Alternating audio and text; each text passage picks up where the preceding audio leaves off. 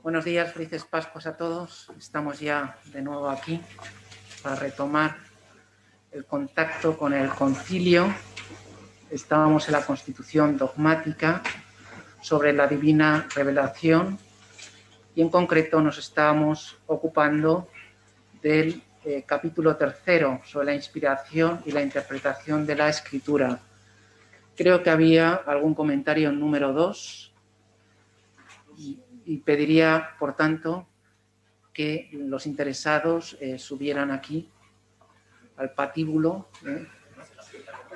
¿Había alguien con el número 2? Yo les pediría un poquito de agilidad y de... que si no... 12. Bien.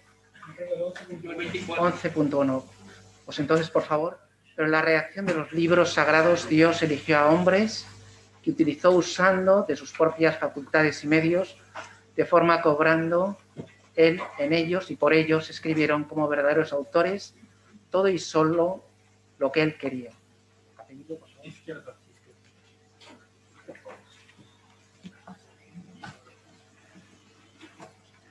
No sé si quitarme la mascarilla porque la última vez estaba aquí afuera con un grupito, alguien sacó unas galletas y yo para pillar la galleta bajé la mascarilla y Elmer, que está por ahí, dijo: ¡vaya, qué gran nariz! No, bueno, a pesar de eso me lo quité. Entonces, yo quería comentar Dei Verbum a propósito de la cuestión sobre los dos autores. Y para eso quiero aprovechar la presencia del cuadro que está en esta diapositiva de San Mateo y la inspiración. Que me gustaría preguntar si pueden levantar la mano quienes lo han visto. Porque yo tuve la suerte de poder entrar allí varias veces. Está en Roma, en la iglesia de San Luis de los Franceses, cerca de la Universidad de la Santa Croce. Y este cuadro está dentro de la capilla Contarelli, que ese es el nombre de un cardenal francés que se llama Mateo, precisamente como el nombre de San Mateo, Mateo Contarelli, y es un cuadro del año 1602. Lo interesante de este cuadro es que precisamente explica muy bien lo de Dei Verbum, porque Caravaggio, que es el autor, había pintado otro cuadro antes que fue rechazado. Ese cuadro anterior lamentablemente no se conserva porque quedó en Berlín y ahí fue destruido en los bombardeos del año 45, pero quedan las fotos. Y ahí se ve que San Mateo está con el ángel mucho más cerca, encima de él, con la mano del ángel y prácticamente sobre la mano de San Mateo, dirigiéndole el trazo. Entonces, cuando llegó eso, digamos, las autoridades dijeron: esto no representa la doctrina católica, pues eso no es la inspiración, ¿no? Aquí hay dos autores. Y entonces por eso Caravaggio luego pintó este segundo, en el que se puede ver que San Mateo, y esto es lo que explicaba la guía, San Mateo efectivamente es como que hubiera recibido una inspiración, va corriendo a la mesa, ni siquiera tiene tiempo para sentarse, y pone ya una rodilla sobre la silla y empieza a escribir sobre la marcha mientras el ángel le va dando la inspiración. Entonces creo que por eso que con este cuadro queda muy bien representado lo que aquí se dice en Dei Verbum sobre los dos autores. Muchas gracias. Muy bien, muchísimas gracias. Bien, efectivamente, la famosa teoría de la causalidad instrumental, donde hay un autor principal, que es Dios, el Espíritu Santo, y después un autor secundario, que es el agiógrafo o autor sagrado, están muy bien representados en este cuadro y se habla de ellos como verdaderos autores. La semana pasada estuve leyendo cosas de exégesis, por desgracia no puedo hacerlo con frecuencia, pero estuve leyendo un título que acaba de publicar el profesor Chapa, muy interesante. Y entonces, hablando con él después, me decía: Bueno, en el proceso de inspiración hay efectivamente dos autores, pero se podría hablar también de una triple autoría ya en el proceso de transmisión del texto, no tanto de la inspiración, sino de la transmisión del texto. Los tres autores serían, en primer lugar, Dios, en segundo lugar, el autor sagrado o hagiógrafo, aquí en este caso San Mateo, y en tercer lugar, la Iglesia, porque es la Iglesia la que va a establecer el canon, la que va a establecer también las pautas de interpretación del texto sagrado. Y por lo tanto, digamos que es como una coautoría, en la cual, lógicamente, el Espíritu Santo es el autor principal, mientras los otros son colaboradores al unísono, en sintonía con ese Espíritu Santo. La hermenéutica suele utilizar también la metáfora musical, donde hay una orquesta, cada músico, cada intérprete desarrolla o interpreta, valga la redundancia, la partitura. Pero siempre en ese proceso hay un director de orquesta. Podríamos decir que ese director de orquesta, en este caso directora, sería la misma Iglesia, ¿no? Bien, sobre el número 11, no sé si hay alguien que quiera comentar, se habla de una versión más positiva de la inerrancia que la ha expresado el Vaticano I, porque ahí, y este matiz lo introdujo precisamente Pablo VI, dice, la verdad que Dios quiso consignar en ellos, en los textos, para nuestra salvación. El texto original decía veritas salvífica, pero San Pablo VI quiso explicitar esto más diciendo, bueno, las verdades que se contienen en la Sagrada Escritura son verdades para nuestra salvación, no sobre el ritmo de los astros. Esto es claramente una alusión al caso Galileo. La Escritura no tiene que hablar de circunstancias históricas concretas o sobre verdades científicas, sino que habla de verdades salvíficas, verdades necesarias para nuestra salvación. ¿Hay algún comentario más? 13. Bien, pues seguimos adelante entonces. Bien, habla lógicamente de los géneros literarios y los métodos propios de la filología, y aquí hay dos esforzados biblistas que nos van a ilustrar, siempre con esa primacía del espíritu, y que habla de la unidad de la escritura y la tradición y la analogía a la fe. Lo veremos más despacito.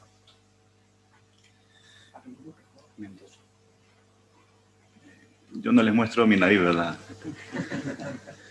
Yo quería hacer un comentario a este número. El texto, leo solo una parte, tiene 3 párrafos. Habiendo pues hablado Dios en las Sagradas Escrituras por hombres y a la manera humana, para que el intérprete de la Sagrada Escritura comprenda lo que él quiso comunicarnos, debe investigar con atención lo que pretendieron expresar realmente los hagiógrafos, y plugo a Dios manifestar con palabras de ellos. Entonces, este número de la Dei Verbum manifiesta en todo su contenido 2 cosas que a mí me parecieron importantes. En primer lugar, es necesario el uso del método histórico como una pieza importante que colabora a la exégesis bíblica. Y en segundo lugar, se manifiesta también como dimensión, se manifiesta también que la dimensión teológica de la interpretación es esencial, ya que la Biblia es mucho más que un simple libro de hombres. Por lo tanto, el exégeta debe procurar encontrar lo que quisieron decir los hagiógrafos y lo que Dios quiere revelar a los hombres por medio de estas palabras. Así, el hecho histórico es una dimensión constitutiva de la fe cristiana, de manera que hay que estudiar la historia de la salvación que narra la Biblia con los métodos de la investigación histórica. Sin embargo, a esta historia no se queda ahí simplemente, pues posee otra dimensión, una en la que Dios está siempre obrando y actuando en la historia humana, que es también preciso examinar. Por eso dice también la Dei Verbum, y como la Sagrada Escritura hay que leerla e interpretarla con el mismo espíritu con que se escribió para sacar el sentido exacto de los textos sagrados, hay que atender no menos diligentemente el contenido y la unidad de toda la Sagrada Escritura, teniendo en cuenta la tradición viva de toda la Iglesia, la tradición y la analogía de la fe. Muy bien, muchísimas gracias. Tenemos también a Henry, que nos comenta este número, ¿no?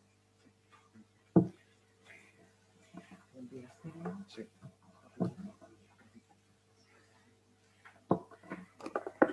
Bien, este mismo numeral va a decir que conviene que el intérprete investigue el sentido que intentó expresar y expresó el geógrafo en cada circunstancia según la condición de su tiempo, de su cultura, según los géneros literarios usados en su época.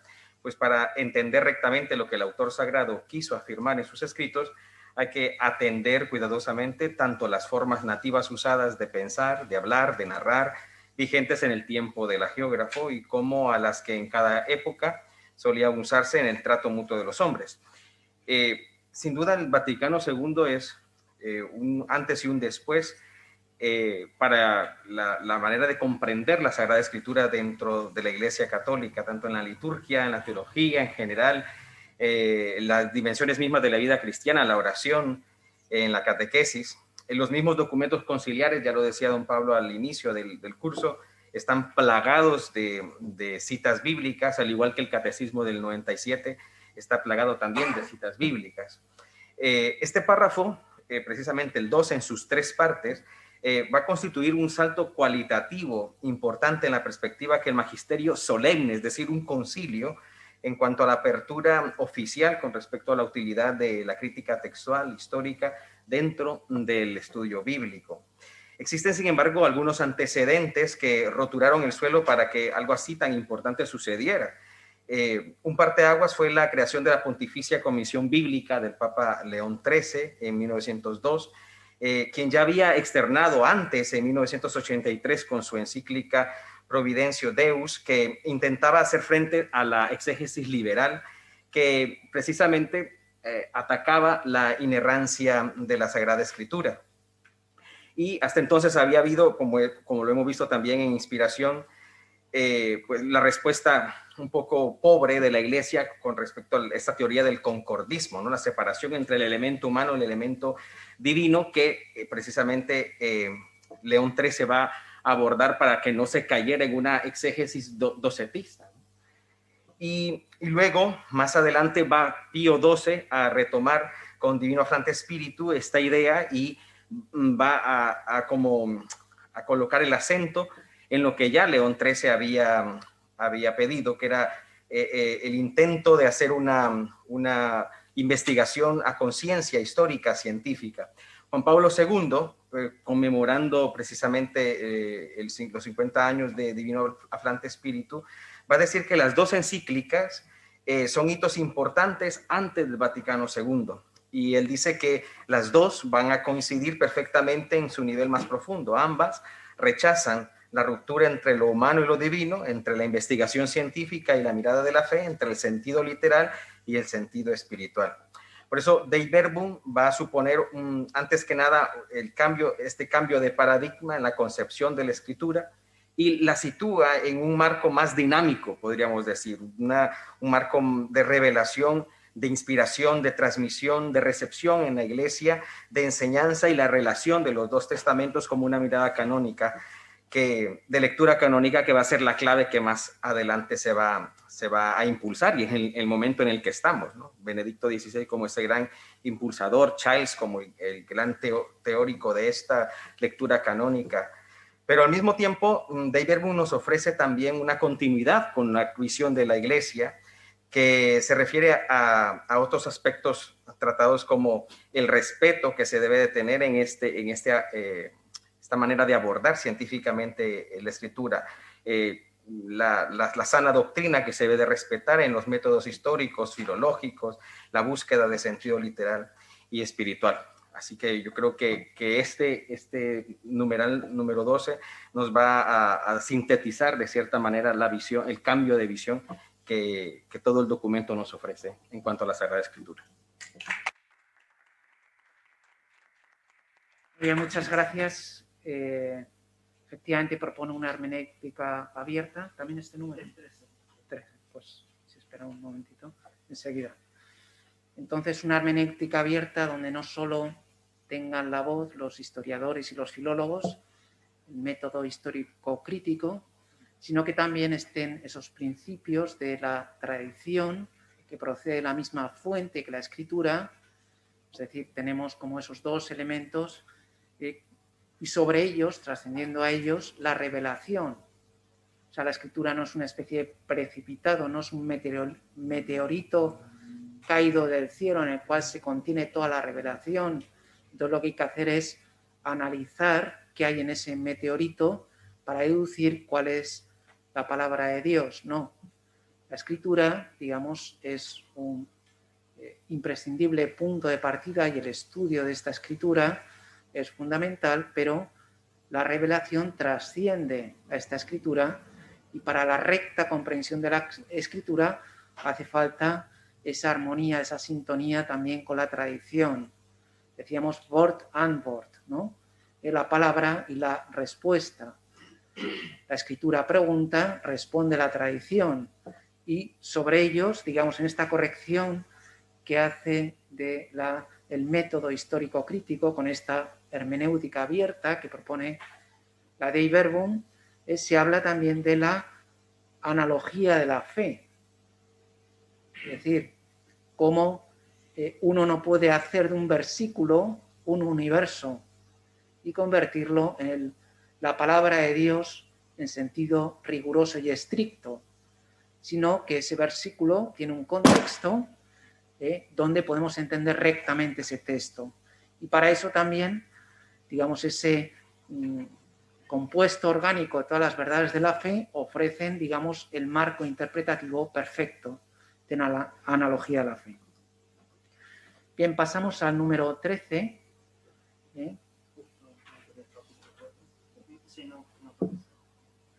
¿Me deja hacer alguna mención a esto? Entonces, la unidad entre los dos testamentos será también otro criterio, junto a la analogía de la fe, según ese antiguo moto medieval latet patet, lo que está latente en el Antiguo Testamento se hace patente en el Nuevo Testamento, ¿no? Y habla de la plena significación y no de un sentido pleno. Pero antes tenemos que ver el número 13, ¿no? ¿Tu apellido, por favor? Con B. Bien, bueno, el número 13 está justo al final del capítulo 3. Lo leo primero. En la Sagrada Escritura, pues, se manifiesta siempre la verdad y la santidad de Dios, la admirable condescendencia de la sabiduría eterna, para que conozcamos la inefable benignidad de Dios y de cuánta adaptación de palabra ha usado, teniendo providencia y cuidado de nuestra naturaleza. Porque las palabras de Dios expresadas con lenguas humanas se han hecho semejantes al habla humana, como en otro tiempo el Verbo del Padre Eterno, tomada la carne de la debilidad humana, se hizo semejante a los hombres. Bien, en este número en el que se habla de la condescendencia de Dios, detrás de esta palabra condescendencia hay un término griego que es la sincatábasis, que es Dios que desciende, se pone a nuestra altura, que es Dios que desciende con nosotros, ¿no? Y este término que decía este número, que se da en el habla, en la forma en la que Dios nos ha hablado, pero también en la misma carne del Hijo de Dios que se ha encarnado. A mí me parece que este término, ¿no?, se explica muy bien también con unas pequeñas palabras que dice el número 2, que leíamos antes, donde dice que Dios invisible habla a los hombres como amigo, movido por su gran amor. Mora con ellos, vive con ellos, ¿no? Para invitarlos a la comunicación consigo y recibirlos en su compañía, ¿no? Esta cercanía de Dios que se ha dado en la encarnación, esta condescendencia también ahora que estamos en el tiempo pascual, la cantábamos en el pregón, ¿no? Donde decimos qué admirable condescendencia de tu amor, con la cual por rescatar al esclavo has sacrificado al hijo, ¿no? Entonces Dios se ha puesto a nuestra altura, no solo con el lenguaje, sino tomando nuestra carne. Por eso ya si en el Antiguo Testamento Israel podía decir, plantearse firmemente y decir, hay una nación que tenga a los dioses tan cerca como lo está el Señor cerca de nosotros cuando lo invocamos, ahora que Dios se ha encarnado, pues nosotros lo podemos reafirmar con mucha más fuerza, ¿no?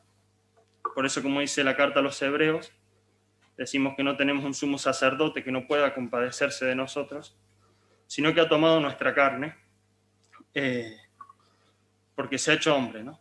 Y bien, y esto ya es el misterio de la encarnación, bien, que no sé cómo. Eso.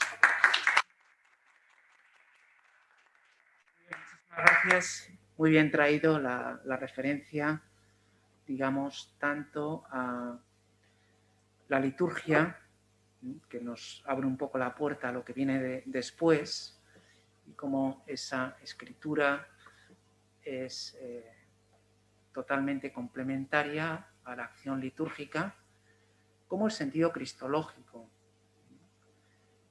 Lo que hace la Dei Verbum es recordar esas tres dimensiones a la hora de abordar la revelación: la dimensión trinitaria, la dimensión cristológica, con Cristo como cumbre de toda la revelación, y que culmina con esa encarnación y con el misterio pascual, y después el sentido eclesial, la dimensión eclesiológica que tiene también la revelación. Entonces, a la luz de esto tenemos que ir viendo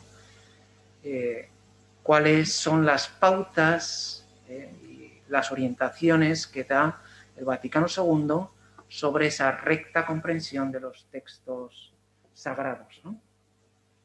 Bien, habla también de la apostolicidad. En concreto, en el número 7, se habla de Cristo Señor, en quien se consuma la revelación total del Dios Sumo. Mandó a los apóstoles que predicara a todos los hombres. Después vuelve a hablar, por tanto, los apóstoles. Es decir, está hablando aquí de la unidad entre la tradición, que es la entrega de esa revelación de una generación a otra, con la successio. Es decir, de nuevo aquí esa trabazón con la liturgia, como a través del sacramento del orden se preserva la transmisión verdadera de los contenidos de la fe apostólica. Entonces, digamos que la continuidad en la fe predicada por los apóstoles va íntimamente unida en la sucesión de imposición de manos, invocando el poder del Espíritu, en que consiste la ordenación. Por lo tanto, esa apostolicidad va a ser determinante también como clave hermenéutica para entender los contenidos de la revelación. Bien, en este sentido, hemos de recordar cómo lo enunciado en Unitatis Reintegratio 22, o la sucesión apostólica, está en perfecta consonancia con lo que se dice este número 7 de la Dei Verbum. Bien, nos va a hablar también de la historicidad, una más plena inteligencia, se habla en el número 19, y entonces aquí Damián nos va a ilustrar. ¿Es este texto, 19.1? Lo leo primero. La Santa Madre Iglesia, firme y constantemente ha creído y cree que los 4 referidos evangelios, cuya historicidad afirma sin vacilar, comunican fielmente lo que Jesús, Hijo de Dios, viviendo entre los hombres, hizo y enseñó realmente para la salvación de ellos. Sí, pues según nuestro manual, este breve pasaje fue una sugerencia personal de Pablo VI. Por lo tanto, se puede concluir que tenía una cierta intuición de que había que destacar dos aspectos. La primera es la credibilidad del Evangelio al demostrar su historicidad, y la apostolicidad, el hecho de que el Evangelio sea de origen apostólico, es decir, que provenga directamente de los relatos de los apóstoles y de quienes fueron testigos presenciales de los acontecimientos de la vida de Jesús. El Vaticano II también quiere afirmar que esta frase tiene su justificación científica. Se señalan tres aspectos en particular. Primero, la comunidad de discípulos que une los periodos prepascual y postpascual. Segundo, la metodología de transmisión de la tradición oral y la relación entre rabbi, se dice en castellano, rabbi, a discípulo. Estos son los elementos científicos que permiten llegar a Jesús histórico. Hay que recordar, por tanto, que la finalidad de la Dei Verbum es también afirmar la historicidad del Evangelio y subrayar el valor de la enseñanza apostólica. Al hacerlo, se aclara su credibilidad y veracidad.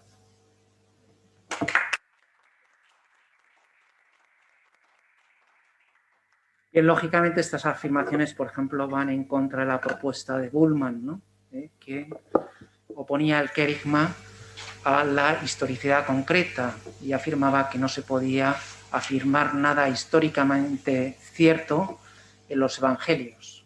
Entonces, lo único que había que hacer era transmitir una supuesta reconstrucción de la fe apostólica, también con unos criterios, digamos, un poco individuales o personales, ¿no? Pero en definitiva, por lo que apuesta el concilio, es por esa continuidad entre revelación, encarnación y Pascua. O sea, esa revelación no es una especie como de abstracción o de nube que a lo mejor derrama sobre nosotros alguna gota, siendo algo etéreo o vaporoso, no. El cumbre de la culminación de esa revelación es precisamente Cristo, es decir, el Verbo encarnado. Y a su vez la consumación de esa palabra encarnada se realiza en la misma Pascua. Y por lo tanto, digamos que, como se suele decir, el cristianismo no es espiritualismo. Parte de la materia por el principio de la creación, pero después es el mismo Dios quien asume la materia. Y por lo tanto, no hay que tratar la revelación como una abstracción sobre la cual se puede discutir infinitamente y se puede interpretar incluso contradictoriamente, sino que esa palabra ha hablado por una boca humana, que es la de nuestro Señor, y la ha consignado a su vez a sus sucesores, los apóstoles. Por lo tanto, es una palabra que puede ser entendida dentro de un determinado contexto, tiene un hábitat propio. Por eso la Iglesia se constituye en la casa de la palabra. No sé si me estoy explicando. ¿Se entiende lo que quiero decir? No sé si los biblistas tendrán algo que afirmar o corregir a lo que haya podido decir, ¿no? Bien, hablamos de la vinculación entre escritura y liturgia. Y aquí tenemos el número 21 cuando se habla de la mesa de la palabra y la mesa de la Eucaristía o del cuerpo de Cristo. Es decir, habíamos dicho que ese núcleo íntimo del concilio es cristocéntrico. Cristo presente en el pan y en la palabra. O dicho en términos conciliares, la Dei Verbum y la Sacrosanctum Concilium. Y por lo tanto, lógicamente, también en la Sacrosanctum Concilium se le va a prestar una gran atención a la liturgia de la palabra. Sin embargo, nos recuerda aquí que hay una supremacía de la escritura por encima de la Iglesia y del magisterio. El magisterio no está por encima de la palabra, sino a su servicio.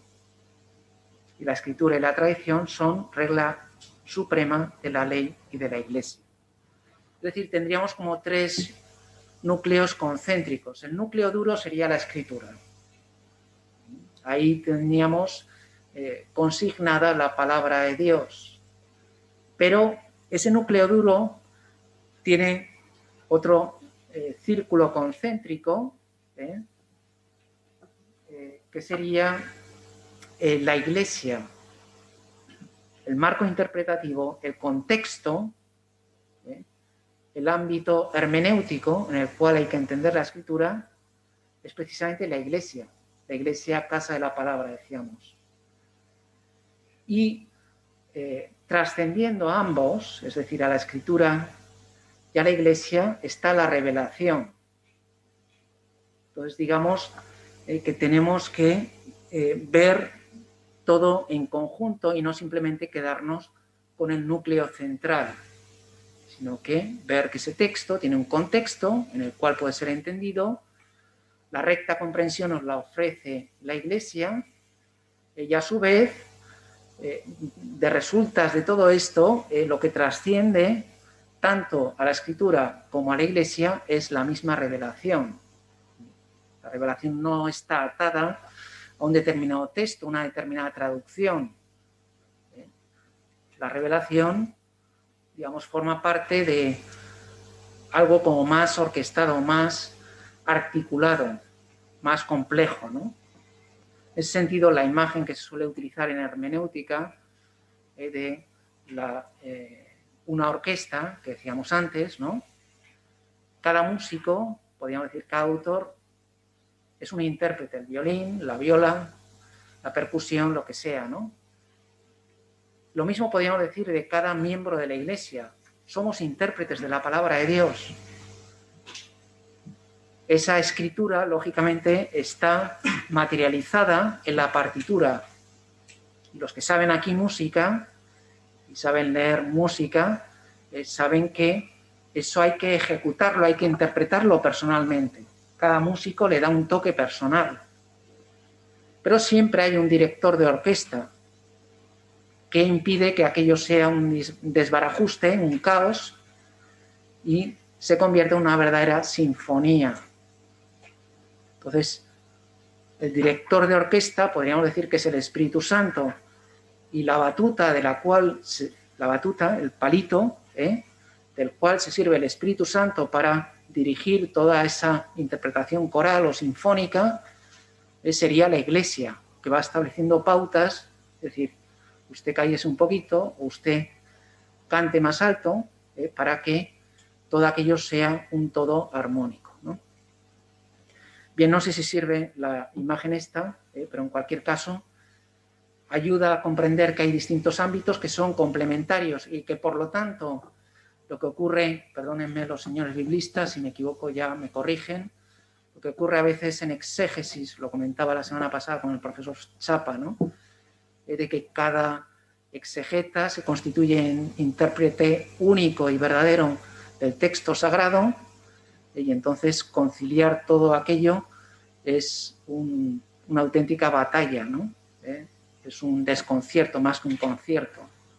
Entonces, digamos que hay alguien que tiene que guiar todo ese proceso interpretativo. Me comentaba la semana pasada el profesor Chapa, decía, bueno, hay un dicho, no sé si será un dicho inglés, porque él domina este mundo, a lo mejor, Cristina, que dice, yo me fío más de mi madre que de mi cartero. Se entiende, ¿no? O sea, que también hay un conocimiento de cercanía, de confianza fiducial, que nos permite que ese mensaje sea transmitido con veracidad.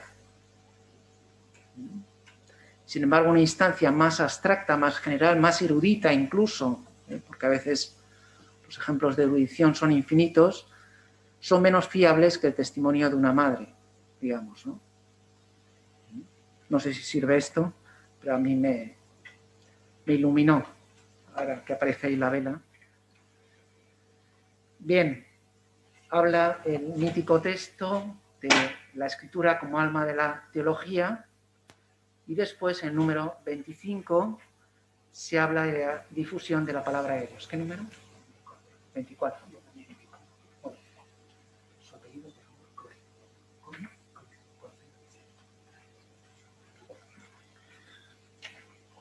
Como hemos ido viendo, estamos en la parte del capítulo 4 y esta parte o este capítulo lo conocemos con un carácter pastoral, en el que nos invita a que la vida de la Iglesia se pueda mostrar eficazmente en la Sagrada Escritura.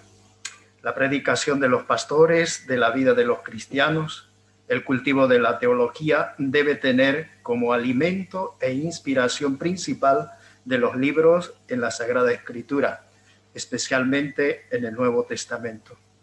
Para ello, nos anima este documento a que hagamos la traducción cuidadosa por las explicaciones oportunas para que pueda alimentar la vida espiritual de los fieles. Al mismo tiempo, el documento nos anima a cultivar a las ciencias bíblicas.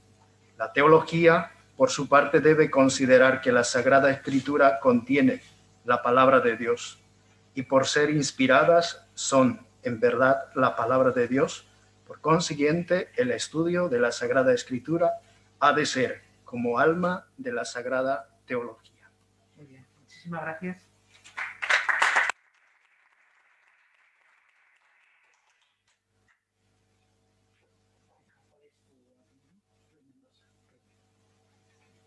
Bien, iba a comentar también algún aspecto de este número 24, de la escritura como alma de la teología. Precisamente la razón que da el documento es el carácter o la condición de palabra de Dios que tiene la escritura. Y esto nos puede parecer, digamos, una obviedad, ¿no? Porque claro que sí, la Biblia es palabra de Dios, pero tampoco ha sido tan obvio en la historia, digamos, del dogma católico. Si recordamos un poco, el Concilio de Trento fue el concilio que definió el canon, el conjunto de los libros sagrados y canónicos, ¿no? Mencionando cuáles eran Antiguo y Nuevo Testamento. Y luego el Concilio Vaticano I, como ya se ha mencionado, fue el concilio que definió el dogma de la inspiración. Pero durante las incertidumbres que habían, a las que tenía que responder el concilio, estaba el racionalismo, ¿no? Y que también negaba bastante precisamente el origen divino de la escritura, como se mencionó a Bullmann, ¿no?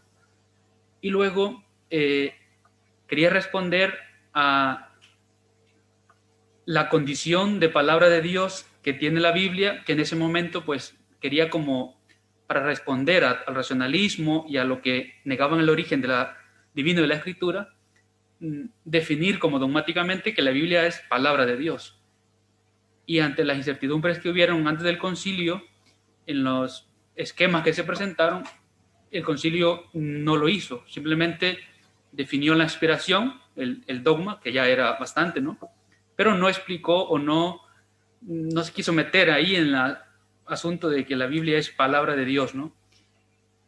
Por eso va a ser necesario como una prolongación magisterial a través de la Providentísimo Deus de León XIII, que ya más o menos va explicando en qué consiste el acto inspirativo. Pero tampoco dice categóricamente que la Biblia es palabra de Dios. Hace falta llegar al Vaticano II, que precisamente el nombre, el título para el documento sobre la divina revelación va a ser Dei Verbum, ¿no? Palabra de Dios. Y por eso esta afirmación de el número 24 es importante, ¿no? De que las Sagradas Escrituras contienen la palabra de Dios y por ser inspiradas, es decir, lo que hace que sean palabra de Dios en la inspiración, son en verdad palabra de Dios. Esto en el Vaticano I no se dijo, simplemente se dijo que eran el dogma de la inspiración, ¿no? Precisamente era como el debate, cómo entender eso de que la Biblia contiene y es la palabra de Dios. Aparecían ahí dos adverbios, vere et proprie, verdadera y propiamente la palabra de Dios, y no se definió, sino hasta esta afirmación que ya es categórica del Vaticano II. También lo vemos en el Dei Verbum 9, cuando dice la Sagrada Escritura es la palabra de Dios en cuanto escrita por inspiración del Espíritu Santo. Es decir, aunque nos parezca, como decía, obvio, tuvo que haber como ese proceso, esa evolución del dogma desde Trento hasta la Dei Verbum. Muy bien, muchas gracias. Muchas gracias. Efectivamente, la escritura tiene que ser el alma, la teología, y para eso yo pediría también la ayuda y la colaboración de los exegetas, para que nos ayuden a animar la teología, porque a veces, aunque yo tengo estudios de filología, a veces me acerco a estudios de exégesis, y la verdad es que me resulta complicado adentrarme en un mundo a veces un tanto autorreferencial. Sé que la acusación podía ser devuelta de igual modo contra los teólogos, pero en definitiva yo creo que estamos condenados a entendernos. O sea que, bien, esto vaya como un signo de paz. No quiero yo hacer polémica ni muchísimo menos, ¿no? Bien, por último, el concilio habla de esa difusión de la palabra de Dios. Cita a San Jerónimo, porque el desconocimiento de las Escrituras es desconocimiento de Cristo, y vuelve a hablar esa complementariedad entre liturgia, lectura espiritual y otros medios a través de los cuales la Escritura puede hacerse presente en la vida de la Iglesia.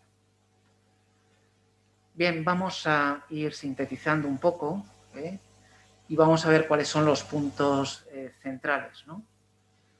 Bien, en primer lugar, Dei Verbum asume los retos del método histórico-crítico y de la epistemología moderna, es decir, los nuevos métodos históricos y filológicos, e intenta afrontar el racionalismo y el positivismo, digamos, con una hermenéutica abierta.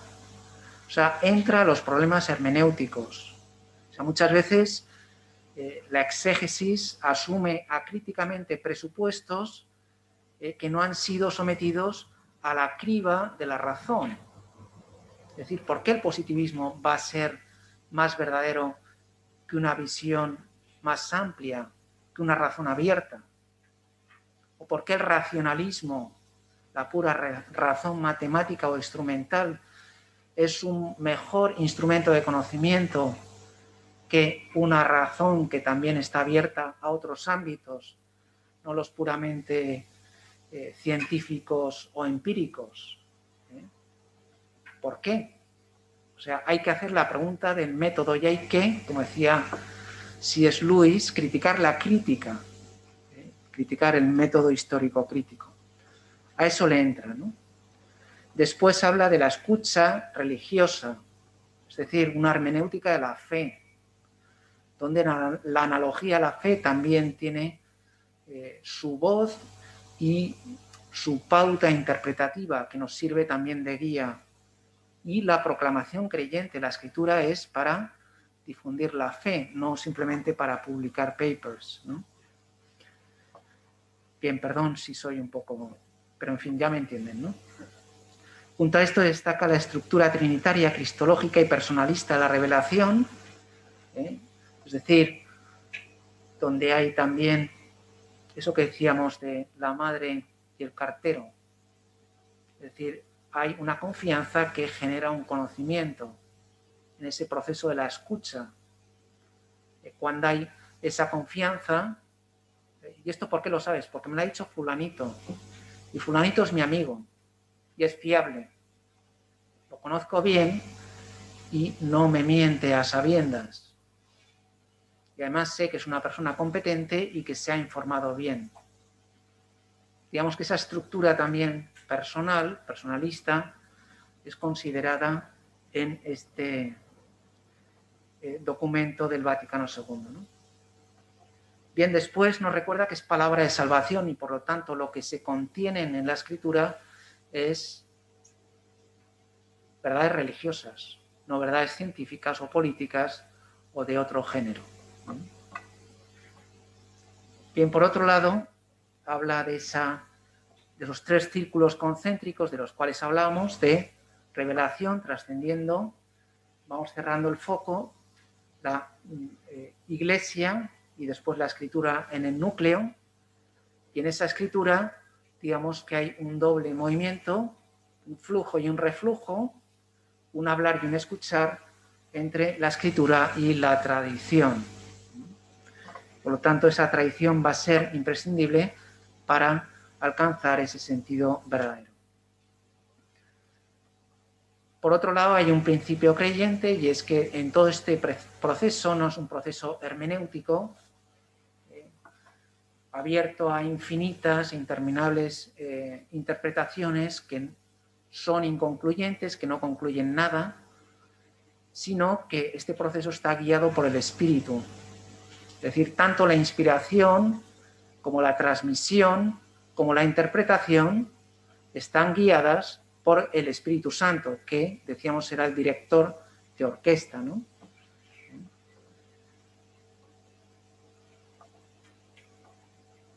Lógicamente presta atención a la historia y la filología, como acabamos de ver, pero recuerda el principio de la analogía fidei para interpretar rectamente esos textos sagrados. La unidad entre Antiguo y Nuevo Testamento, latet patet. Esto es interesante porque a veces en ámbito exegético, sobre todo protestante, toda la revelación veterotestamentaria se le da un papel menos relevante. También depende de las confesiones. Por ejemplo, los calvinistas sí que le dan mucho más importancia al Antiguo Testamento. Pero digamos que a veces se interpreta de un modo un tanto simplista entre el Evangelio de la Ley y el Evangelio del Amor, y por lo tanto el Antiguo Testamento no tendría demasiado valor y estamos perdiendo, digamos, un testimonio excepcional de veracidad y de contextualización. Por lo tanto, esa unidad de la escritura es importante. Bien, y por último, escritura e iglesia y escritura y liturgia, donde digamos que son instancias complementarias que nos permiten entender rectamente el texto sagrado. Esto es lo que he llamado hermenéutica abierta. O sea, no una hermenéutica simplemente centrada en fuentes asirias, que pueden ser bastante reveladoras, ciertamente, sino también en otros elementos que ayudan a contextualizar y a comprender de un modo global toda la verdad salvífica contenida en la revelación. Bien, no sé si tienen preguntas, tienen alguna aportación, alguna corrección, algo que quieran mencionar. ¿Están muy cansados? ¿Quieren descansar? ¿Seguimos? Sí. ¿Cristina? Pues solo una mención sobre el tema de traducir las escrituras. Yo sé que a veces hay un poquito de debate de qué lenguaje usar cuando se traduce. Y a veces se tiende a poner como un lenguaje a lo mejor un poquito más contemporáneo para decir... las traducciones de la escritura, ¿no? Sí. Y con el fin de hacerlo más comprensible. Sí. Y pues solo lo menciono como me parece que hay que también tener en cuenta que los términos ya tienen una historia. Sí. A veces hay cosas que a lo mejor son un poquito anticuadas, sí. pero tienen un contenido simbólico y connotaciones que términos más contemporáneos sí. tienen. Y hay términos que tienen un cierto contacto con la tradición de la iglesia, sí. lo echan de menos a veces en traducciones que quieren ser más contemporáneos. Y eso quiere decir que para ellos y quizás también es una pérdida para los que están aprendiendo la tradición y no tienen modo de entrar en contacto con estos términos. No, efectivamente. Digo, toda traducción es una interpretación, está clarísimo. ¿Bien? Y sobre las traducciones hay bibliografía abundante. No me atrevo yo, porque no lo establece el concilio, a establecer pautas, ¿no? Si, bueno, pues puede haber traducciones más traicioneras que otras, ¿no? Traductore, traiditore, saben ese dicho italiano, ¿no? El traductor es un traidor. Me estaba acordando ahora, a ver si esto anima un poco el panorama, un grupo de traductores que se dirigían al Vaticano a hacer una traducción simultánea, se entiende, en un evento. Y entonces iban todos en un vehículo e iban haciendo bromas, ¿no? Con lo de traductore, traditore, traductore, traditore, ¿no? Entonces llegaron a la entrada del Vaticano, les paró la Guardia Suiza, y entonces el que conducía dijo, siamo i traditori, somos los traidores, ¿no? Bien, pues es lo único que se me ocurre decir, porque no me atrevo yo a aventurarla, ¿no? En fin, en cualquier caso, solo estamos intentando encontrar una orientación, una brújula en el Vaticano II. ¿Quieren descansar un cuarto de hora o se animan a seguir? ¿Qué prefieren? ¿Seguimos? ¿Sí? Bien, pues nos vamos ahora al este. Ex oriente lux. Ex oriente lux. La luz viene de oriente. Vamos hacia ese este donde sale el sol. Habíamos dicho que habíamos situado en el oeste, en occidente, todo lo que se refiere a la escritura, también porque el mundo occidental, especialmente protestante, había desarrollado toda esa teología bíblica y toda esa exégesis, mientras el referente en materia litúrgica muchas veces viene a ser el mundo oriental, esas iglesias orientales donde la liturgia, la celebración litúrgica, tiene una gran importancia.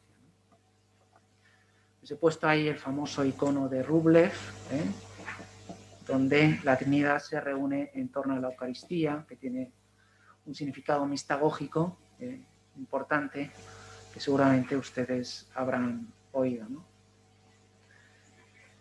Bien, el primero, ¿qué podemos decir sobre la Sacrosanctum Concilium? Primero, que no lleva adjetivo, es la Constitución sobre la liturgia. No es dogmática ni pastoral, sino sobre la liturgia. Lo segundo, que es el primer documento aprobado por el Concilio ya en el segundo periodo de sesiones, al final de él, el 4 de diciembre de 1963. Después, que tiene una situación central y nuclear. Tiene una importancia grande.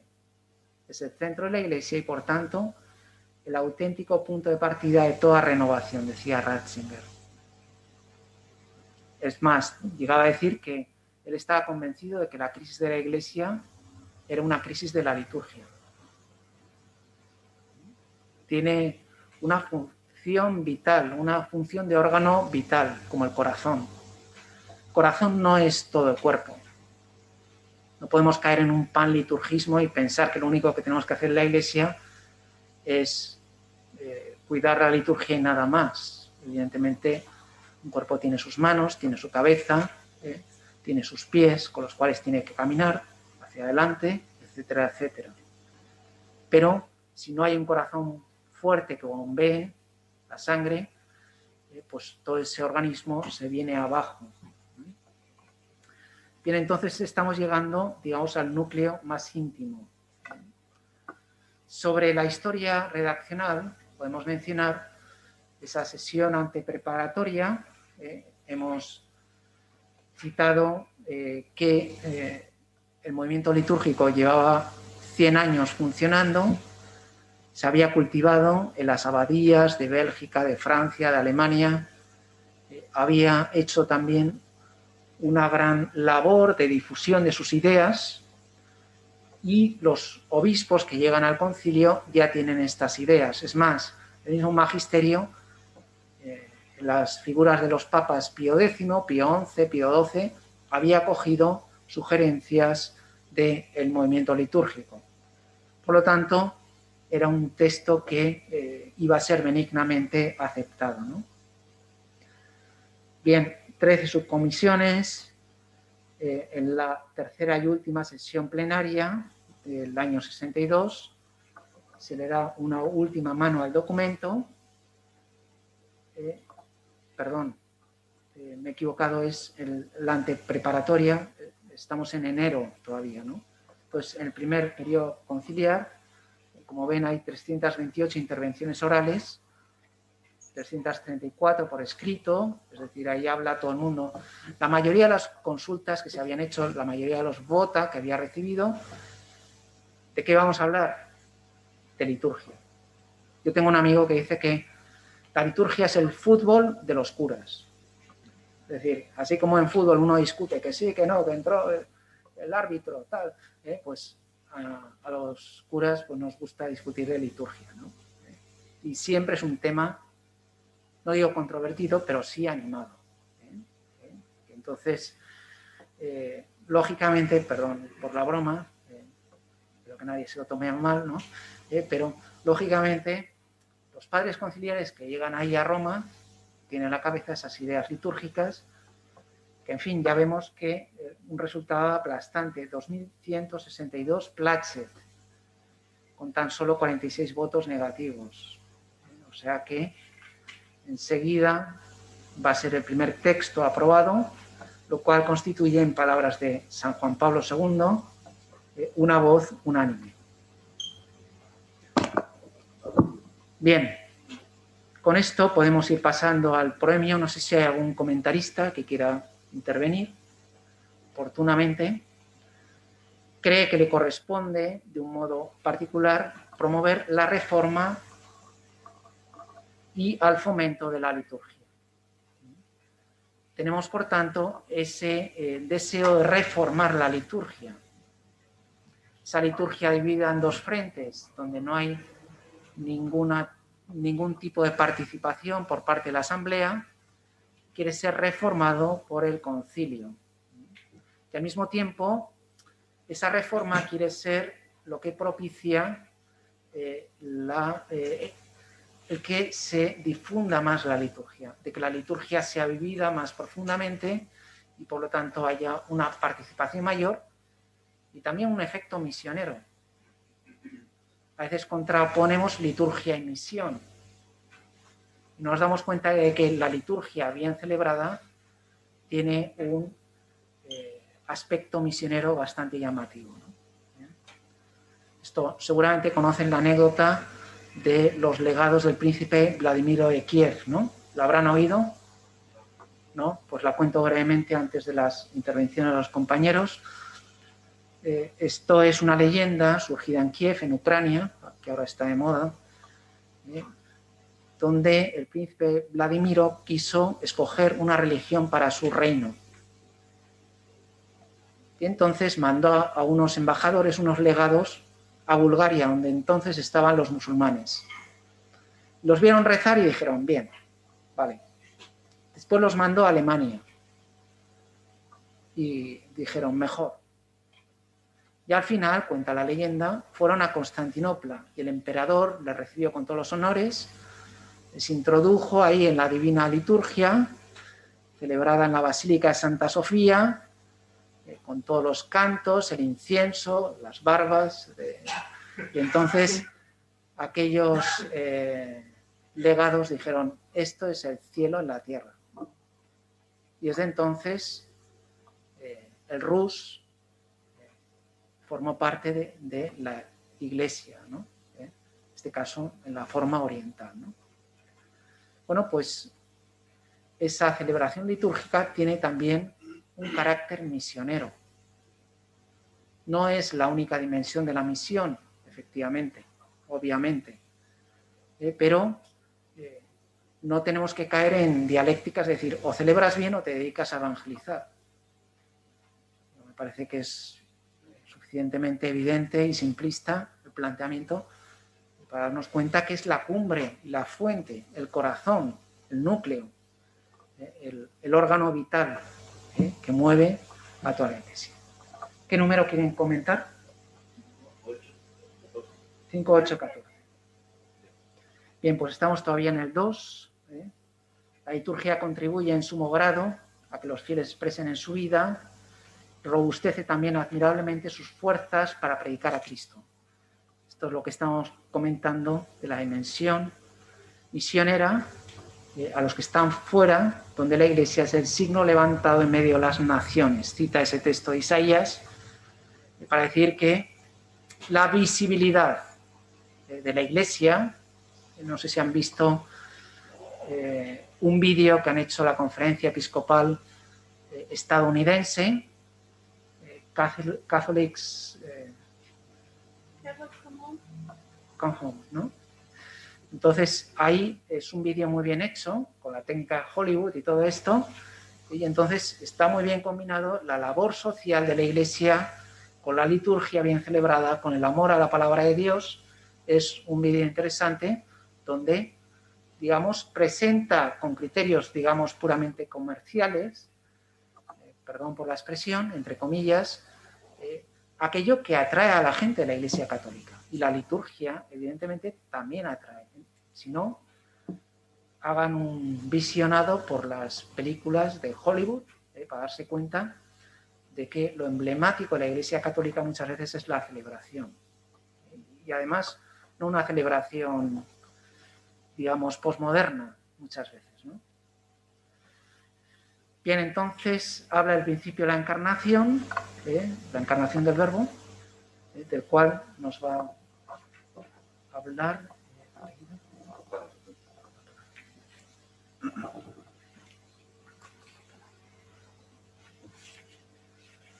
Quiero hablar de la encarnación como fundamento de la inculturación litúrgica. Cada celebración de la Iglesia manifiesta plenamente el misterio pascual de Cristo. Y al mismo tiempo la naturaleza de la liturgia refleja la naturaleza de la Iglesia. Esos presupuestos son fundamentales para subrayar la importancia del vínculo entre la celebración eucarística y la inculturación litúrgica. La preocupación por la inculturación pertenece al paradigma de la reflexión eclesial y se manifestó en el debate del Vaticano II. La Iglesia ha indicado con sabiduría los términos y el campo de la acción de cualquier adaptación e inculturación litúrgica. Muchos son los documentos sobre el tema. Yo quiero recordar la instrucción Varietates Legitime sobre la liturgia romana y la inculturación de la Congregación para el Culto Divino y la Disciplina de los Sacramentos. La instrucción afirma que la inculturación socio-religiosa de la liturgia cristiana tiene su legitimidad teológica en el misterio de la encarnación de Cristo. De hecho, al venir a la tierra el Hijo de Dios se sometió a las condiciones sociales y culturales de los hombres, con los que vivió y oró. Al hacerse hombre asumió un pueblo, un país y una época, pero en virtud de la común naturaleza humana, en cierto modo se unió a todos los hombres. Pues todos estamos en Cristo y la naturaleza común de la humanidad recibe en él una nueva vida. Por tanto, como Cristo en la encarnación se acercó culturalmente a todos los hombres y no afectó en ningún modo su diversidad divina, de la misma manera, así como afirma la instrucción Varietates Legitime, la liturgia de la Iglesia no debe ser extraña a ningún país, a ningún pueblo, a ninguna persona, y al mismo tiempo trasciende todo particularismo de raza o nación. Debe ser capaz de expresarse en toda la cultura humana, conservando al mismo tiempo su identidad por la fidelidad a la tradición recibida del Señor. La encarnación y la inculturación se presentan como conceptos inseparables. La inculturación no puede tener lugar ignorando la identidad de un pueblo, sino tomando en consideración y salvaguardando su identidad y su especificidad cultural. Quiero subrayar, en fin, que acogiendo la diversidad, la variedad y manifestando así la catolicidad de la Iglesia, la liturgia no puede permitirse algún compromiso porque es principalmente acción ya realizada por Cristo. La liturgia es al mismo tiempo la acción de Cristo sacerdote y la acción de la Iglesia, que es su cuerpo. Pues para llevar a cabo la obra de glorificación de Dios y de santificación de todos los hombres, realizada a través de signos sensibles, Cristo asocia siempre consigo a la Iglesia, que por Él y en el Espíritu Santo ofrece al Padre el culto que le es debido. Por tanto, al final, al expresar a través de la liturgia la manifestación del pueblo sacerdotal, según la llamada del Señor, hay que evidenciar que la única Iglesia de Cristo se hace presente y se significa en un lugar específico, por medio de las iglesias locales, que en la liturgia manifiestan plenamente la verdadera naturaleza de la Iglesia.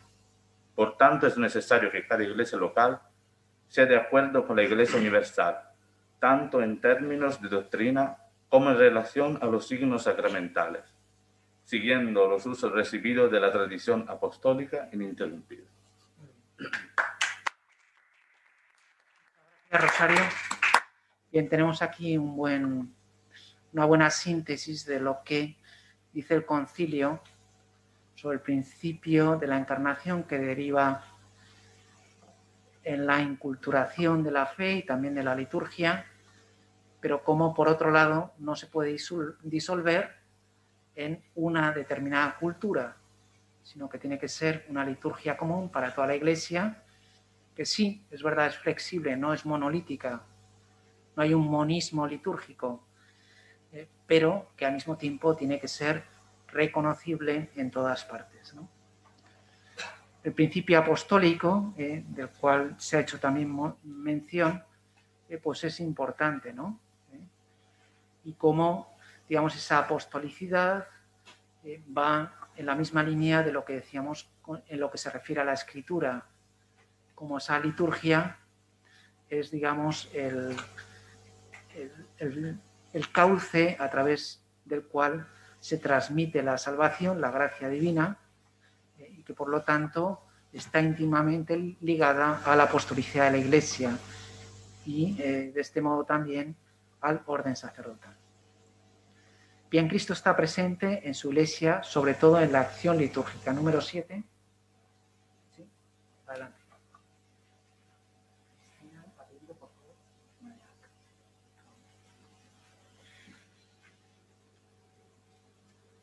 Pues yo quiero comentar un poquito la parte del número 7, que es, creo que esta parte específica del número 7 no está, así que voy a comentar.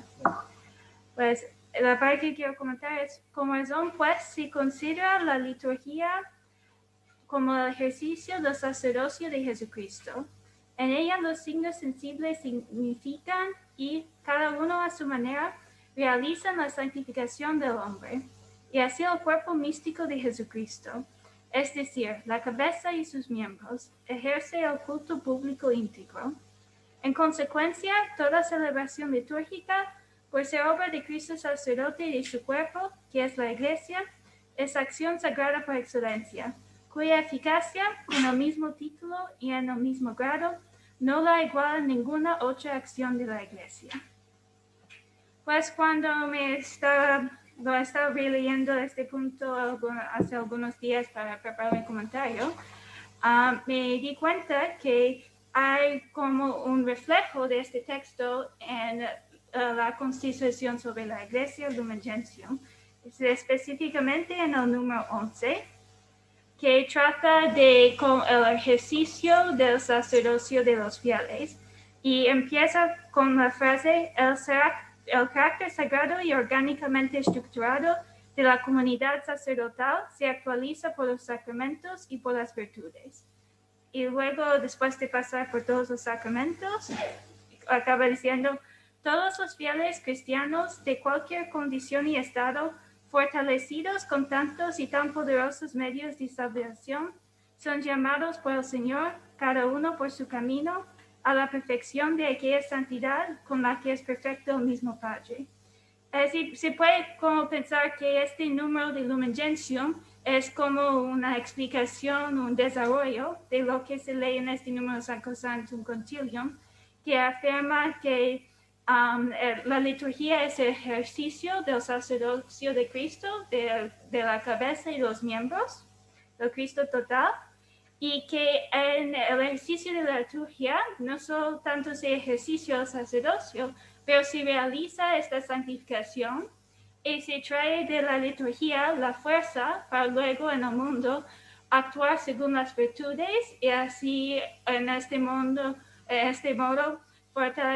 desarrollar este don de gracia que Dios nos ha dado. Muy bien, muchísimas gracias.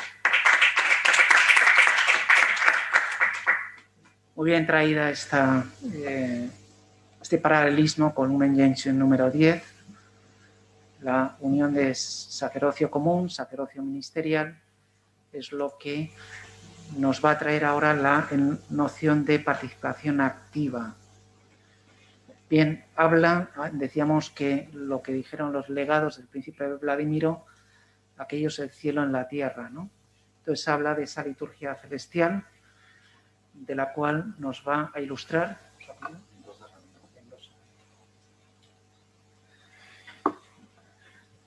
Estamos en los principios generales.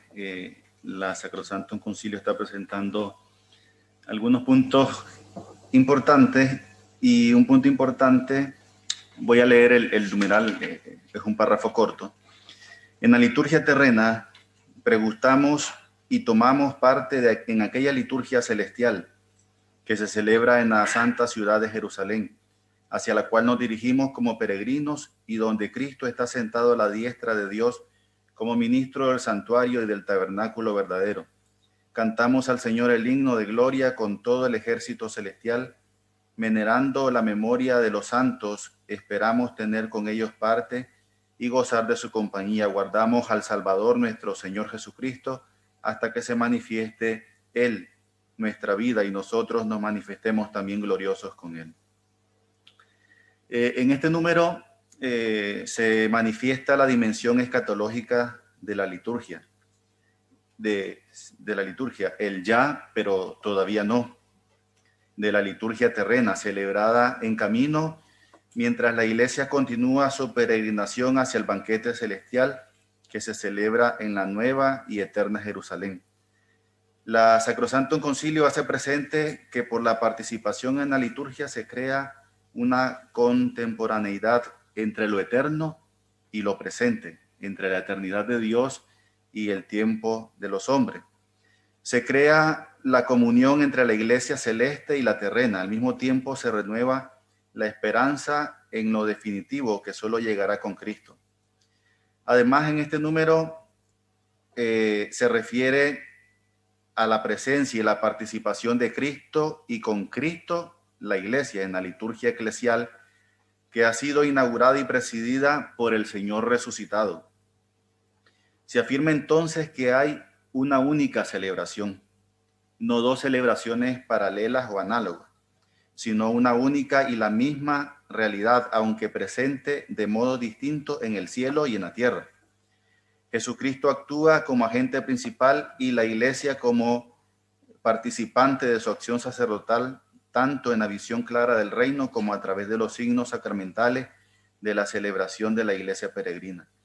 También es importante señalar que este aspecto de la liturgia cristiana no es un simple matiz secundario, sino una realidad fundamental e importante, tanto teológicamente en sí misma como desde el punto de vista espiritual y pastoral, con importantes repercusiones en el logro y en la participación auténtica, consciente y plena de los fieles en la celebración cristiana.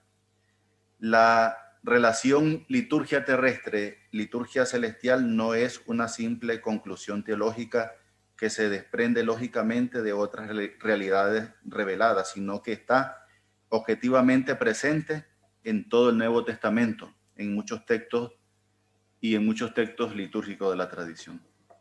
Gracias. Muy bien, muchísimas gracias. En esta unión entre la liturgia celestial y la terrena, decíamos que estaba muy bien representado, ya que se mencionaba antes, en las glorias barrocas, de donde aparece la Trinidad, los ángeles, los santos, para expresar que lo que se celebra en esa iglesia está en íntima conexión con la liturgia que se celebra en la Jerusalén celestial. Bien, establece, por tanto, los altiora principia, es decir, los principios generales. Veremos cómo este texto tiene una serie, unos principios generales y después con unas concreciones más de tipo práctica, de modo análogo como habíamos visto en Gaudium et Spes. Hay una primera parte más teológica y después pues una serie de aspectos prácticos que en el fondo es lo que nos gusta hablar cuando abordamos estas cuestiones, ¿no? Bien, en primer lugar, la importancia. La Sagrada Liturgia no agota toda la actividad de la Iglesia, pues para que los hombres puedan llegar a la liturgia es necesario antes que sean llamados a la fe y a la conversión. Es decir, la liturgia no es simplemente una celebración puramente emocional, puramente simbólica, sino que requiere una dimensión ética, y esa dimensión ética es pasar por la conversión. Eso está muy bien simbolizado en lo que estamos viviendo en esta Pascua. Tiene el llamado precepto pascual, establecido por el Concilio de Florencia, o Lateranense IV, la verdad, perdón que no me acuerde bien en este momento, donde, bueno, para participar plenamente en la Pascua del Señor hay que pedir perdón de los pecados y recibir el cuerpo de Cristo, ¿no? Bien, con toda la participación en la Sagrada Liturgia no abarca toda la vida espiritual. No cabe un panliturgismo, es decir, todo es liturgia y solo liturgia. En efecto, el cristiano, llamado a orar en común, no obstante, puede entrar también en su cuarto para orar al Padre, es decir, la devoción y la liturgia, o perdón, se me ha ido la palabra, popular, religiosidad popular, sino que son plenamente complementarias. La piedad popular, sí. Ahí habla de una piedad litúrgica y una piedad devocional. Bueno, pues son como dimensiones complementarias, ¿no? También la oración personal y la lectura de la palabra de Dios. Y todo esto tiene que ser perfectamente sincronizado, ¿no? Bien, ya habla esa magnífica y famosa afirmación de que la liturgia es la cumbre y la fuente, el manantial, de donde surge toda la fuerza de la Iglesia. Digo, que sea cumbre y fuente no quiere decir que sea todo el paisaje. El paisaje puede haber, no sé, unos valles, unos campos, unos senderos, y todo eso forma parte del gran paisaje eclesial. Pero evidentemente una fuente y una cumbre en una excursión son importantes. La fuente para reparar fuerzas y conseguir hidratación, y después la cumbre porque es la meta a la cual se aspira, es lo máximo. Como dicen ahora, lo más. Sin embargo, no es lo único. Y por eso lanzaba de un modo un tanto provocador esa afirmación de que no se podía evangelizar solo con la liturgia. Aunque evidentemente la liturgia es la fuente de alimentación, y es la cumbre a la cual se tiende. ¿Hay algún comentario al respecto? ¿Cuál? 14. Gracias. Bien, aquí les he traído Yo tengo la 11. ¿La 11? ¿Por qué número? Vale. Bien. Les he traído, mientras se acerca usted, si es tan amable, este cuadro de la Catedral de Los Ángeles, donde vamos a ver esa dimensión participativa. Es un cuadro que me ha parecido inspirador e interesante. Necesidad de promover la educación litúrgica y la participación activa. Nos van a hablar ahora del número 11.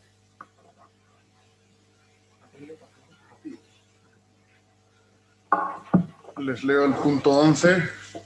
Mas para asegurar esta plena eficacia es necesario que los fieles se acerquen a la Sagrada Liturgia con recta disposición de ánimo, pongan su alma en consonancia con su voz y colaboren con la gracia divina para no recibirla en vano. Por esta razón, los pastores de almas deben vigilar para que en la acción litúrgica no solo se observen las leyes relativas a la celebración válida y lícita, sino también para que los fieles participen en ella consciente, activa y fructuosamente. Aquí lo de la actuosa participación que se habla de toda la asamblea, donde no tenemos que caer en el ritualismo, en el rubricismo, donde pues en cierta manera pues también está bien obviamente el seguir las normas de la Iglesia para hacer estas celebraciones dignas, fieles, válidas, lícitas, Pero es verdad que nosotros también tenemos que esta celebración y que se pueda participar activamente. Esto hay que entenderlo bien. Hay que entender que esta participación activa muchas veces lo pensamos como únicamente hacer cosas y que salga todo el mundo a hacer peticiones, que venga cada uno me lea una frase de la palabra de Dios y todo el mundo tengamos que pasar por el presbiterio. Porque si no, madre mía, menuda locura. Donde muchas veces ha llevado más a una indiferencia que a un entusiasmo con la liturgia. Donde tendremos que buscar esa fundamentación teológica de qué es eso que se nos pide de la participación activa, donde nosotros podamos, nosotros también, como en la asamblea que estamos, oye, pues podamos participar ese Christus totus, ese Cristo en sus miembros y el Cristo cabeza, como nosotros podemos aportar, como nosotros podemos participar en la liturgia, que es verdaderamente necesario, y a ver si esto que nos habla el concilio se ha quedado ya como obsoleto o no. Hay que tener en cuenta que liturgia viene de laos, pueblo, y ergón, obra. ¿Cómo es esa acción del pueblo hacia Dios?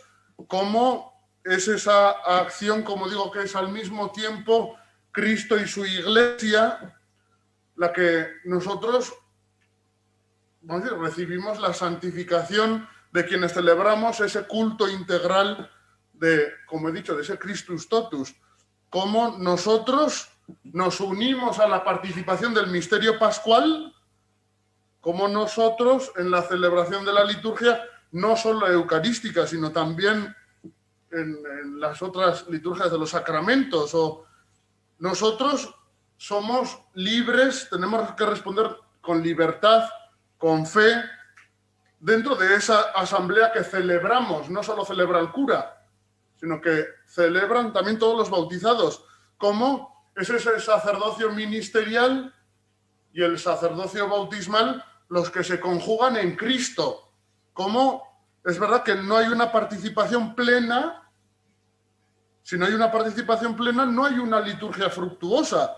¿Cómo tenemos nosotros que participar y tendremos que responder ante Cristo? Nosotros como iglesia, por medio de signos sensibles, tendremos que responder, como se dice, ese ritus et preces, con cánticos, con oraciones. ¿Cómo nos implicamos nosotros? ¿Cómo Cristo, Dios, se abaja para con nosotros? ¿Cómo nosotros podemos decir que nos ascendemos hasta Dios por medio de la alabanza, de la adoración?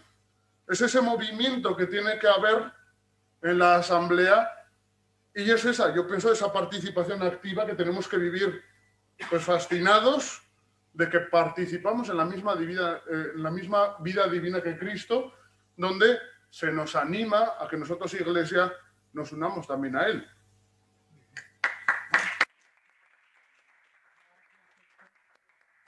Aquí tenemos la colaboración y la ayuda de los biblistas. Estás en el 14. La Santa Madre Iglesia desea ardientemente para que se lleve a todos los fieles aquella participación plena, consciente y activa en las celebraciones litúrgicas. En realidad, lo que acaba de decir nuestro compañero tan entusiasmado pues tiene mucho que ver con esto, ¿no? Porque en realidad lo que quiere decirnos el concilio, sobre todo a nosotros los sacerdotes y todos los que tienen que ver con la formación, que eduquemos a los fieles para que puedan, porque muchos fieles a lo mejor no saben qué quiere decir la participación activa.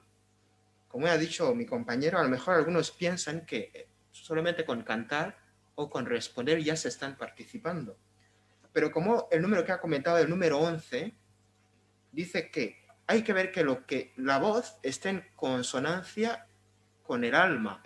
Yo creo que eso es la participación activa. Que la persona dice sea en consonancia con lo que piensa y que lo que está en su alma. O sea, que esa participación, lo interior tiene que estar también, tiene que aparecer también lo exterior tiene que estar también en lo interior. Lo que yo digo tiene que estar en línea con lo que pienso. Y luego, cuando el concilio habla de que los fieles tienen que participar, quiere decir que esa participación existe, está en su naturaleza, en la naturaleza de su ser. Como sabemos, los fieles son sacerdotes, como bien sabemos, y ese sacerdocio que ellos tienen les capacita para poder participar en la liturgia. Por eso yo creo que cuando el concilio desarrolla esto, sabe y se acuerda de la historia, ¿no? Cómo las personas a la hora de ir a lo mejor a la misa antes del Vaticano II, cómo las personas iban a misa pero luego rezaban el rosario. O sea, ahí faltaba algo de participación activa. Entonces, ese sacerdocio común es el que capacita a los fieles para que puedan, pues, participar. Por eso los fieles no tienen que decir que voy a oír misa, sino que voy a celebrar misa, porque en realidad, como dirá el Catecismo de la Iglesia, en el número 1136, ¿quién celebra? Es toda la Iglesia, es el Christus totus que celebra. Todos los fieles celebran, los fieles y el sacerdote celebrante. Por eso, al final, también quiero hablar sobre el número 1140, que dice que toda la comunidad, el cuerpo, el catecismo, efectivamente, toda la comunidad, el cuerpo de Cristo unido a la cabeza, celebra. Las acciones litúrgicas no son acciones separadas o privadas, sino son celebraciones de la Iglesia, celebraciones de toda la Iglesia. Muchas gracias. Efectivamente, los fieles dicen voy a participar de la misa, y es lo que hacen con esa participación plena, consciente y activa. Bien, creo que es la hora, tenemos que acabar, pero no se va